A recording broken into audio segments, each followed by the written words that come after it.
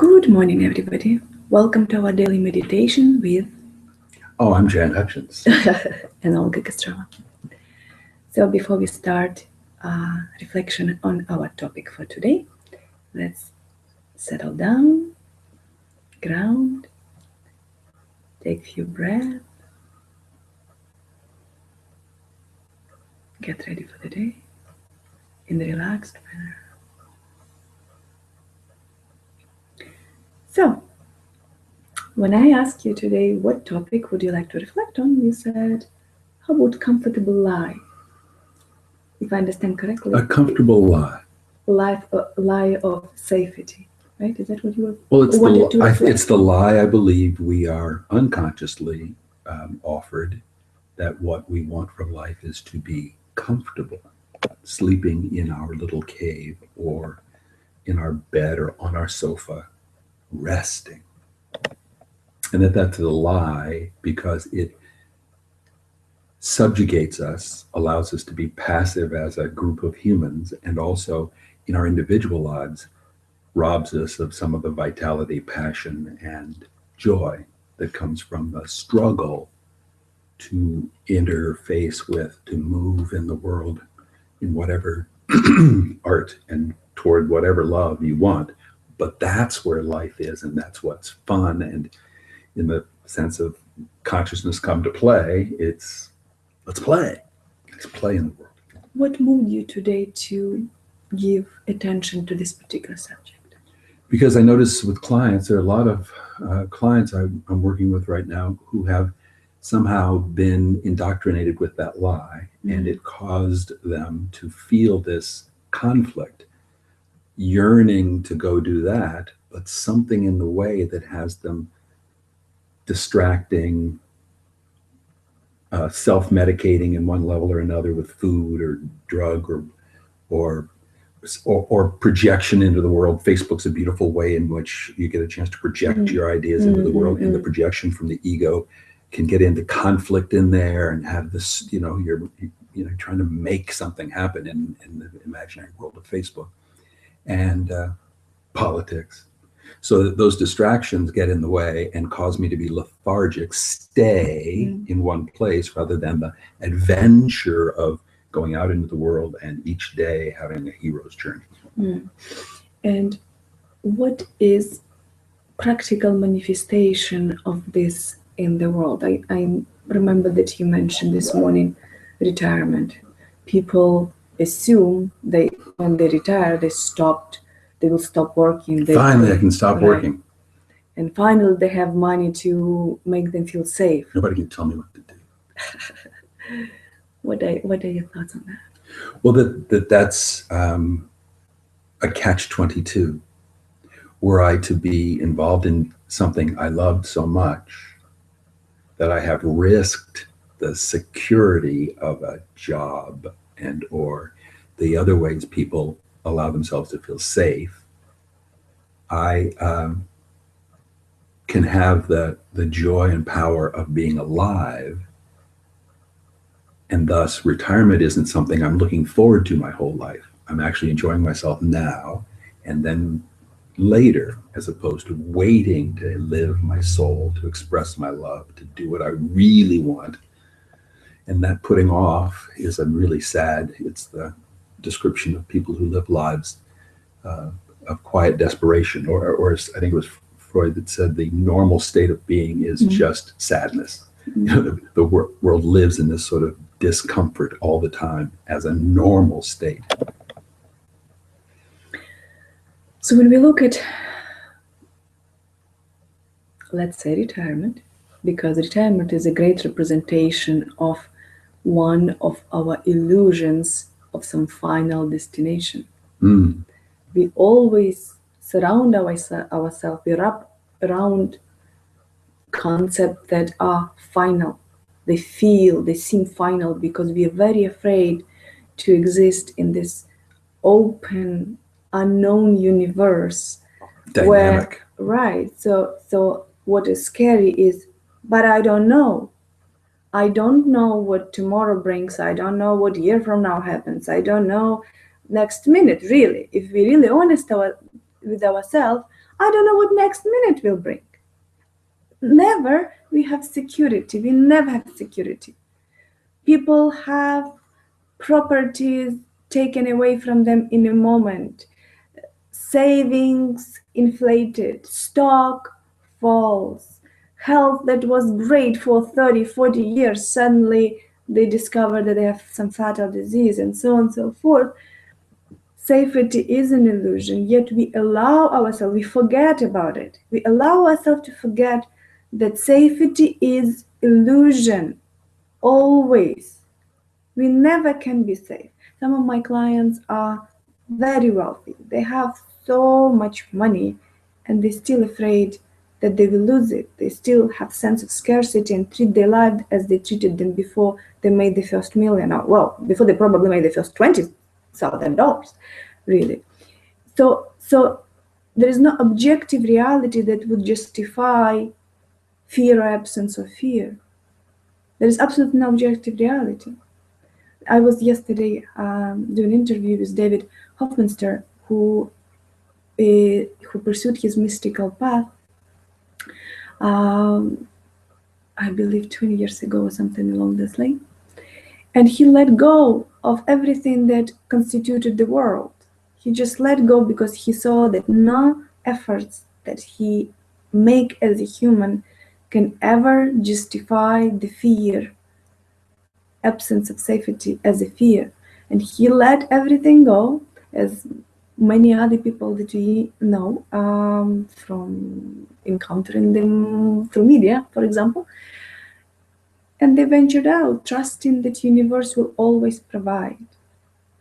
For some people, it's extreme, going homeless and just finding the grace of life by letting go of possessions. It's not the invitation that I make for you, because not everybody ready, and not everybody will find joy in that pursuit because the mind is not ready. So it's not the matter it's suitable for you or not. Is it suitable for one state of mind to venture in complete freedom or not? But the safety is a great illusion. And we need to remind ourselves that every moment of our life, because one cannot be free while holding on to illusions of any kind. And safety is the greatest illusion of all, probably, because everything that we do, not everything, but a lot, significant portion of all of our activities are derived from the fear. So sometimes we're inspired and we live to create, and we live because we're inspired. And that's a wonderful way of living. But as you look around, especially because of the effect of the media, effect of our social interactions in many forms, it's all about comparison and fear. Comparison always causes fear, because we always can find places in which we are not good enough. There's always someone who's better at that or another. Someone who has more than I do of this or another. Someone's house is more pretty, someone's face is more pretty, someone's younger, some has more lovers. I mean, you name whatever your level of comparison and subjects of comparison are. There is always someone who has more and who is better, more improved version of me, if you care about self-improvement or spirituality. I mean, there's always something that looks greener out there. So, and as soon as that happens, there is always trigger of fear. Oh my God, I need to do more to be enough, of some kind of enough, and to feel safe in this universe, to feel safe, to feel loved. And that's not the real path to freedom. There's never safe.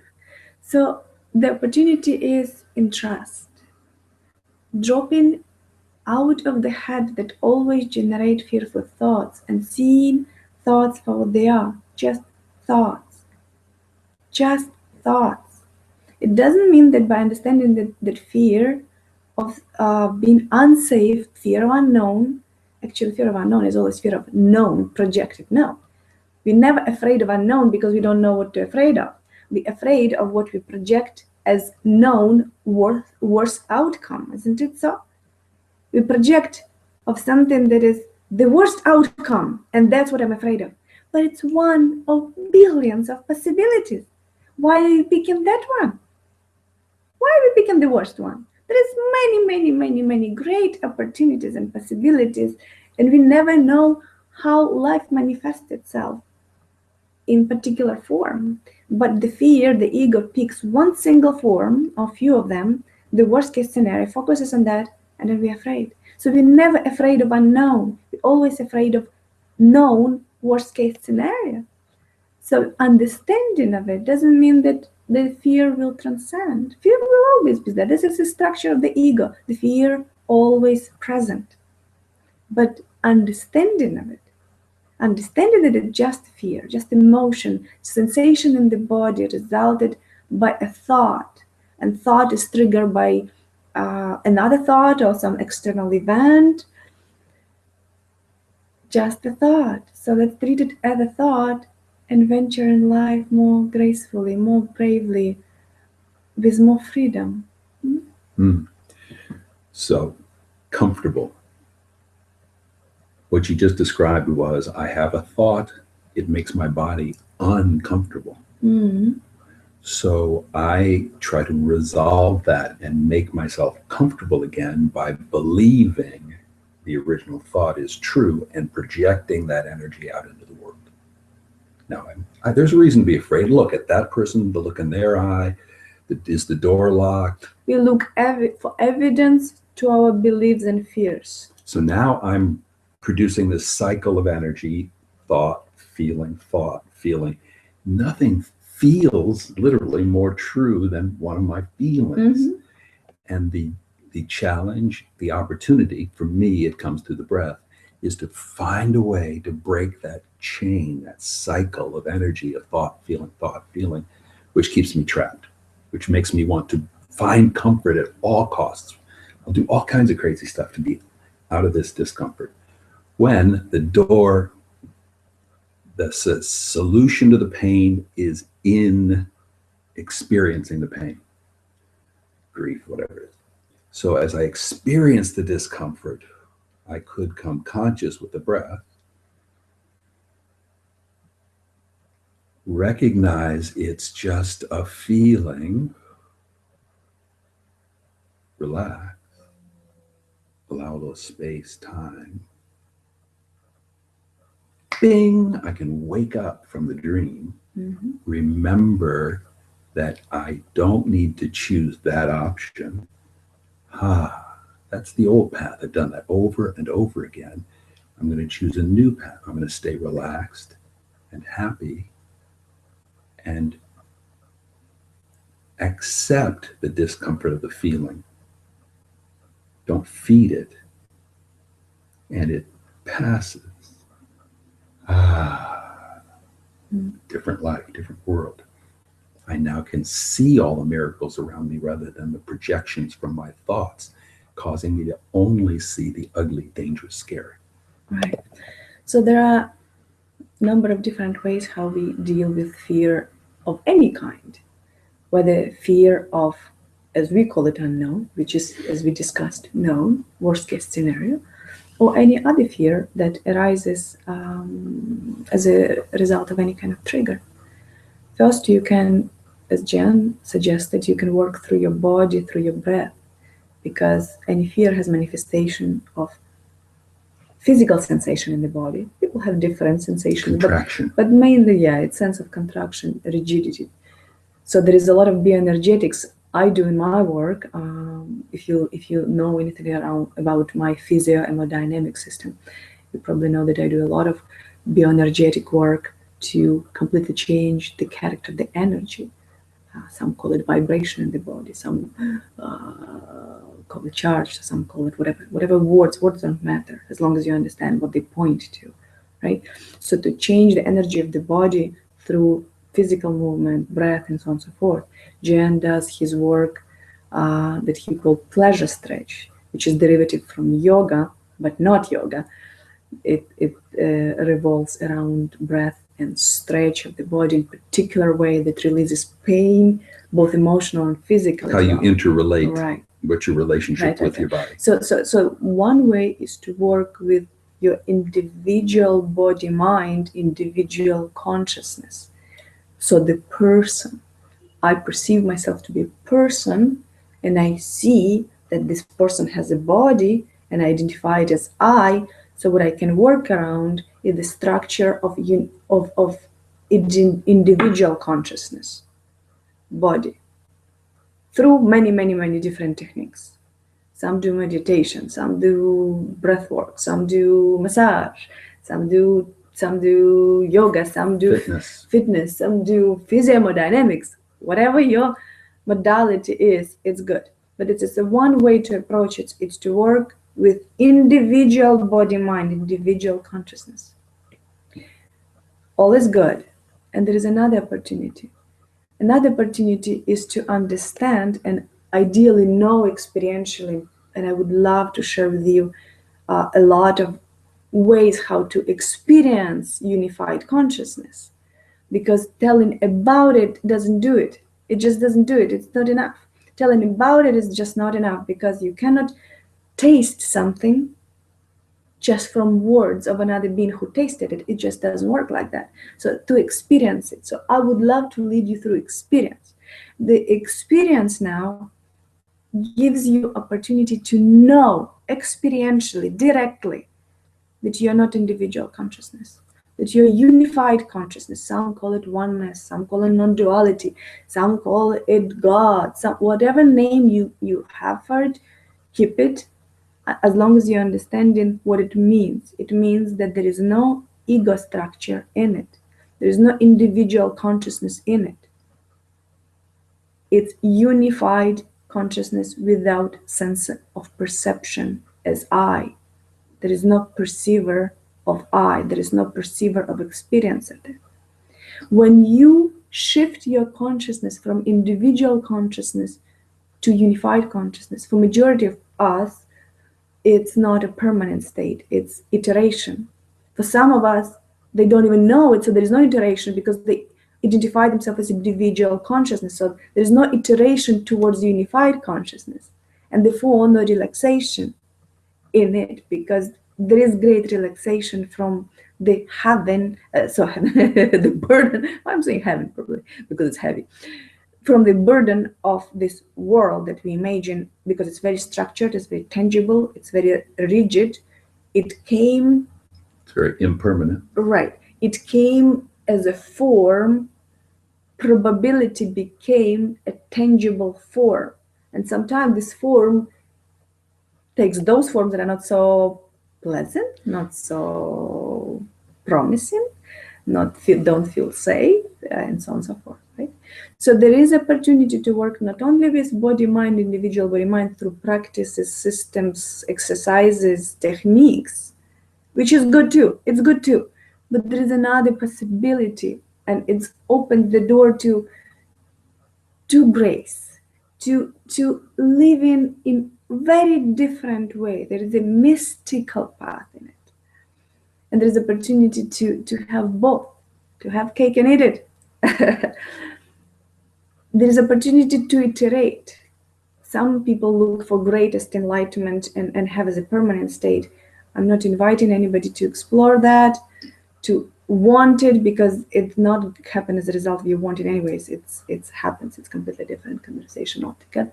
But the iteration gives you great opportunity of relaxation from any fear, from any mental concept, from any structured mind.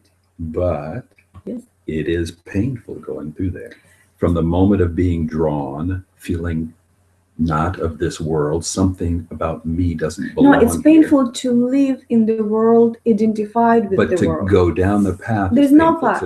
There is no path. So from the place of I'm uncomfortable to the place of I'm going to choose to go against all the conventions of the world. No, you don't choose. No, you don't choose. No, that's not what we're talking about. We're talking about dropping individual consciousness, completely dropping the ego. And I'm saying along the way, there are these phases and processes of the mystic path. There is no processes and phases. There is absolutely no processes. Processes in phases are in individual consciousness. Processes and phases are in the mind. Mind invents processes because mind perceives that time exists. There is Well, no in a time in logical unified sense, I consciousness. agree that you can immediately shift to the other form you're talking. And There is no logic. most and There is no logic in perceiving the world from different angle. It's not logic, it's a change of the view. When we live as individual consciousness, it's like blind in a way. We don't see it. And then we open eyes, there is no path to that, it requires open eye. For that, it requires to subside, completely relaxed out of our edges, because individual consciousness has form. It has edges of personality. Edges of personality. And then you subside to nothing. You relaxed into complete nothing. And in that nothing, there is a great relaxation. Because now we see the world from different angle. There is a huge eagle view.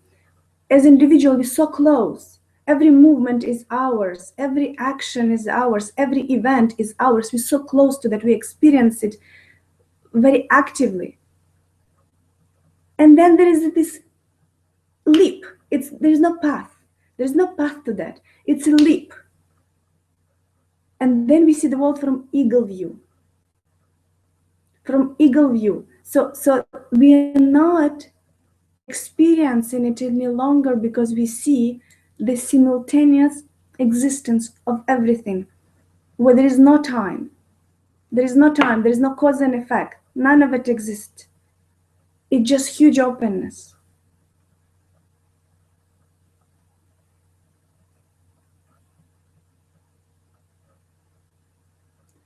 it was interesting. I had the experience of wanting to assert my notion.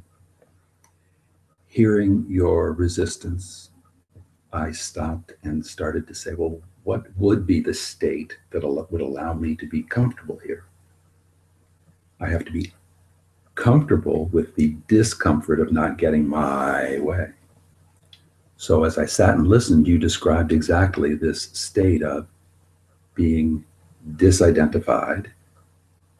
That energy has no relation to who I am, so I can relax and just appreciate what you were saying. And it does figure that in some ways this is instant, relaxing, out of the verbal, which this is dueling it with the mind, what my concept of it is compared to your concept But of it this is not concept. And your, you know that we're talking about experience, not about the concept, right? You cannot. right. There is no way to argue experience. People argue. People argue about ideas and belief systems. One cannot argue experience.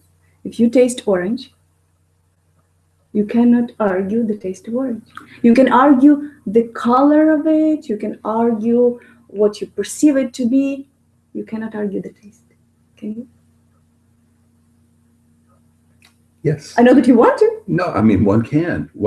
If I stay identified and in my mind, I can. I could. In your mind, you can. I could very much well offer you some wine, and you say it's barnyardy, and I say no, that is absolutely earth-shatteringly fragrant. Can't you taste all the berries and beans in there? So we could argue your taste experience, and people do. People have. There's cultures. So the idea is that I can stay at that level where I'm about my head as opposed to be in my heart, or in my case, it's a more holistic experience. I take a breath and reconnect sort of at a cellular level, or at least it feels that way. And suddenly it's like wiping the slate clean. I disidentify from what was bothering me. So I think that as we've talked about this, it's been around the discomfort, and where I was headed was there is discomfort along the way, and finding one's way through the discomfort is often a part of the experience of being. I know you don't like the growth concept, so I let go of growth, but just being whatever is happening. And that's part of this as well. In my feeling of discomfort now, I'm beginning to be able to respond to feeling uncomfortable by looking for what is causing it, releasing that, and being back to comfort. So it's an indicator for me of where I'm disidentified from what is and projecting some discomfort into the experience of living. So discomfort is both an indicator and a part of the process. To stay in discomfort, to stay in openness, the challenge of living in the dichotomy, the duality, or the chaos. In the middle of the chaos, there's peace, center of the hurricane. Here we go. Mm. So whatever arises in you today, I invite you to meet it as is, with your best ability to experience it directly, outside of perception about it, thought about it, ideas about it. Try to your best ability to experience it as is. And when that's happened, there is no fears, there is no argument about taste of wine either. Let those who want to argue, just experience it. And it will be completely enough for you to live in grace every moment when you're fully present to that. With that, we thank you for joining us in our daily meditation today. And may your day be fantastic. The body's the temple of the spirit. Take good care of it. Yes.